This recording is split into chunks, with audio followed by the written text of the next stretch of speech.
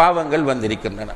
ஒரு நாள் நபிகள் நாயகம் ஸல்லல்லாஹு அலைஹி வஸல்லம் அவர்கள் ரமலான் மாதத்திலே மஸ்ஜிது நபவியிலே உட்கார்ந்திருக்கிறார்கள். பள்ளியிலே சஹாபாக்களோடு இருக்கிற போது ஒருவர் வேகமாக வருகிறார். வந்தவர் சொல்லுகிறார், ஹலக்து யா ரசூலல்லாஹ், அல்லாஹுடைய தூதரே நான் அழிந்து விட்டேன், நாசமாகி விட்டேன் என்கிறார். ரசூலுல்லாஹி அலைஹி வஸல்லம் அவர்கள் கேட்டார்கள், மா அஹ்லகக், உன்னை அழித்தது எது என்று கேட்டார்கள். எதனால நீ அழிஞ்சு போன என்று சொல்கிறாய்? அவர் சொன்னார், யா ரசூலுல்லாஹ், நோன்போடு பகல் வேளையில் என்னுடைய மனைவியோடு நான் இல்லறத்தில் ஈடுபட்டு விட்டேன் என்று சொன்னார். ரசூலுல்லாஹி அலைஹி வஸல்லம் அவர்கள் கேட்டார்கள், ஒரு அடிமையை விடுதலை செய்ய உனக்கு முடியுமா என்று கேட்டார்கள். அவர் அதற்கு என்னிடத்தில் வசதி இல்லை என்று சொன்னார். இப்போ 60 நோன்பு பிடிக்க உன்னால் முடியுமா என்று கேட்டார்கள். அதற்கும் அவர் சொல்லுகிறார், யா ரசூலல்லாஹ், எப்படி என்னால் முடியும் என்று. 60 ஏழைகளுக்கு உணவு வழங்க உன்னால் முடியுமா என்று கேட்டார்கள். அந்த அளவுக்கு வசதி, பொருளாதார வசதி என்னிடம் இல்லை என்றார்கள். அதை கேட்டுட்டு ரசூலுல்லாஹி அலைஹி வஸல்லம் அவர்கள் விட்டு விட்டார்கள், அடுத்த ஸ்டெப் போகவில்லை. அப்படி இருக்கிற போது ரசூலுல்லாஹி அலைஹி வஸல்லம் அவர்களிடத்தில் ரமலான் மாதம் என்றால் சதக்காவை பரிமாறுவதில் சஹாபாக்கள் போட்டி போட்டு கொண்டே இருப்பார்கள். வீட்டில் இருக்கிறதெல்லாம் கொண்டு வந்து சதக்காவாக கொடுத்து கொண்டே இருப்பார்கள். அப்படியாக அல்லாஹுடைய தூதரிடத்தில் ஒருவர் வந்து ஒரு கூடை நிறைய பேரிச்சம்பழங்களை கொடுக்கிறார் சதக்காவாக.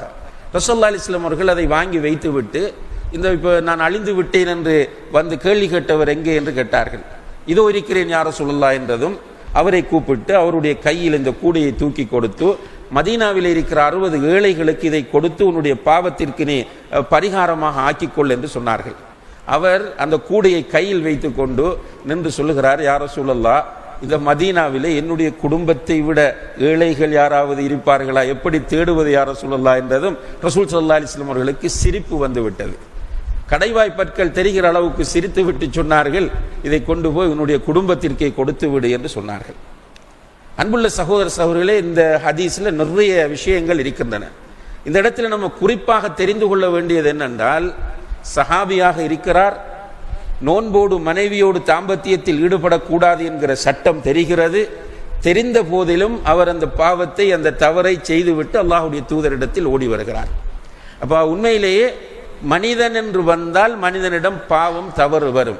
இது நம்முடைய பிரச்சனை என்னென்றால், நம்முடைய அதுவும் ஒரு நம்ம படைக்கப்பட்ட பலவீனத்தில் ஒன்றுதான். நாம் எல்லா பாவமும் செய்யலாம், நம்ம எல்லா தவறும் செய்யலாம். வேறொருவன் தவறு செய்து விட்டால், பாவம் செய்து விட்டால் நமக்கு தூக்கம் போகாது. இது இன்றைக்கு இருக்கக்கூடிய ஒரு ட்ரெண்டாக காணப்படுகிறது. எல்லா நம்மகிட்ட பொருளாதாரத்தில் பாவம் இருக்கும், வட்டிக்குள்ளே சிம்பிளாக விழுவோம். அதாவது ஒரு கடனை வாங்கிட்டு திருப்பி தருவோம் என்று சொல்லிவிட்டு தரமாட்டோம், வாங்கக்குள்ளேயே கொடுக்குற ஐடியாவில் வாங்குறல. இப்போ அது ஒரு ட்ரெண்டாக மாறிக்கொண்டு வருகிறது. இப்படி எல்லாம் செய்வார். தொழுகையில் பொடுபோக்கு இருக்கும், மனைவி கொடுக்க வேண்டிய ஹக்குகளை கொடுக்க மாட்டார், பெற்றோரை சரியாக மதிக்க மாட்டார், அவர்களை கவனிக்க மாட்டார், பக்கத்து வீட்டுக்காரர்களோடு சண்டை செய்வார், வியாபாரத்தில் மோசடி செய்வார். எல்லா பாவமும் அவர் செய்வார். ஆனால் வேறு யாராவது ஒரு பாவம் செய்து விட்டால் அவரால் இருக்க முடியாது. அவர் அலைவார், மௌலவிகளை தேடுவார், இதை ஹுத்துபா ஊதுர் இல்லையான்னு கேட்பார். இப்போதான் அவர்களுக்கு நல்ல வாய்ப்பு கிடைத்து விட்டு இந்த சோஷியல் மீடியாக்கள் அதில் போயிருந்து எழுதுறது. அவர் எழுதி கொண்டே இருப்பார், சுபோக இல்லை அவருக்கு. எழுதுகிறவர் அன்று இஷா தொழுகை ஜமாத்தோடு நிறைவேற்றிருக்க மாட்டார். அவர் சமூகத்தில் உள்ள ஒரு பாவத்தை சுட்டிக்காட்டி எழுதி கொண்டிருப்பார், அவரிடத்தில் 1000 பாவங்கள் இருக்கும். இப்படியான ஒரு பலவீனமான நிலையை நாம் என்று பார்க்கிறோம். அதனால தான் ஒரு அறிஞர் குறிப்பிடுகிறார், என்று மனிதனுடைய நிலைமை எப்படி இருக்கிறது என்றால், தன்னுடைய விஷயத்தில் லோயராகவும் அடுத்தவர்களுடைய விஷயத்தில் ஜட்ஜாகவும் இருக்கிறான் மனிதன் என்று. விளங்குதான் என்று தன்னுடைய விஷயத்தில் லோயர், நான் ஒரு தப்பு செஞ்சுட்டா நியாயப்படுத்துறதுக்கு ஃபுல் ட்ரை பண்ணுவேன், என்ன டிஃபெண்ட் பண்றதுக்கு முழுமையாக முயற்சி செய்வேன். ஆனால் அடுத்தவன் தப்பு செய்து விட்டால் முனாஃபிக், காஃபிர், கள்ளன், அநியாயக்காரன் என்று தீர்ப்பு வழங்குவதிலே கவனமாக இருக்கிறோம். அல்லாஹ் பாதுகாக்க வேண்டும். யாரும் விதிவிலக்கு கிடையாது. மிகப்பெரிய ஒரு அல்லாமாவாக ஒருவர் இருந்தாலும் அவர் யாரு? மனிதன் தான்.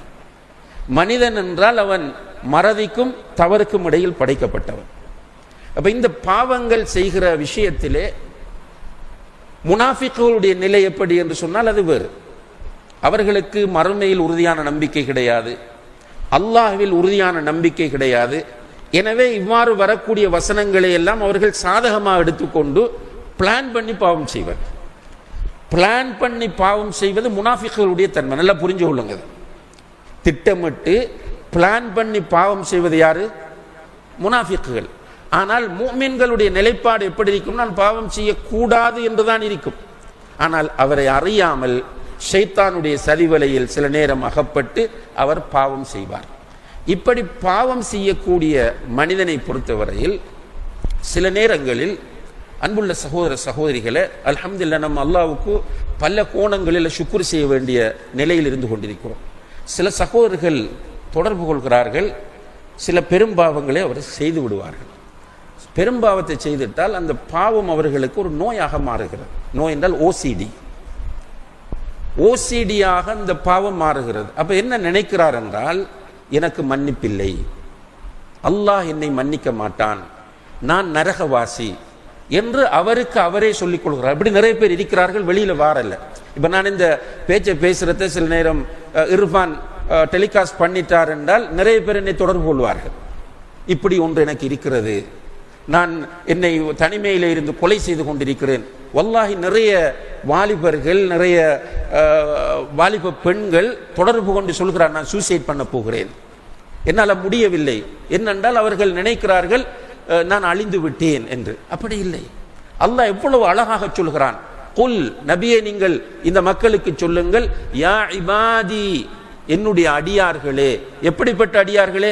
அல்லதீன அஸ்ரஃபு அலா அன்ஃபுஸிஹிம். இஸ்ராஃப் என்றால் என்ன? வீண்விரயம். வீண்விரயம் என்றால் ஒன்றை அளவுக்கு அதிகமாக கொண்டு போய், தண்ணீரை அளவுக்கு அதிகமாக ஊற்றிவிட்டால் அது வீண்விரயம். உணவை அளவுக்கு அதிகமாக கொட்டினால் வீண்விரயம். அதுபோல பாவத்தை அளவு மீறி செய்வதை அல்லாஹ் இங்கே சொல்கிறான் இஸ்ராஃப் என்று. பாவத்தை அளவுக்கு அதிகமாக செய்த என்னுடைய அடியார்களே, லா தக்னது மிர் ரஹ்மத்தில்லாஹ், அல்லாஹுடைய ரஹ்மத்திலே, அல்லாஹுடைய கருணையிலே, அவனுடைய அன்பிலே நீங்கள் நம்பிக்கை இழக்கவே வேண்டாம். இன்னல்லாஹ யக்ஃபிரு துனூப ஜமீஆ. அல்லாஹ் அக்பர். நிச்சயமாக அல்லாஹ் எல்லா பாவங்களையும் மன்னிப்பான். ஷிர்க் அல்லாஹ் மன்னிப்பான? மன்னிக்க மாட்டான். சொல்லுங்க. மன்னிப்பான். நம்ம தவறா புரிஞ்சு வச்சிருக்கிறோம், ஷிர்க் அல்லாஹ் மன்னிக்க மாட்டான். எப்ப மன்னிக்க மாட்டான் தெரியுமா? ஷிர்க் செய்த ஒருவர் தௌபா செய்யாமல் மௌத்தா போனால் அவருக்கு மன்னிப்பு கிடையாது.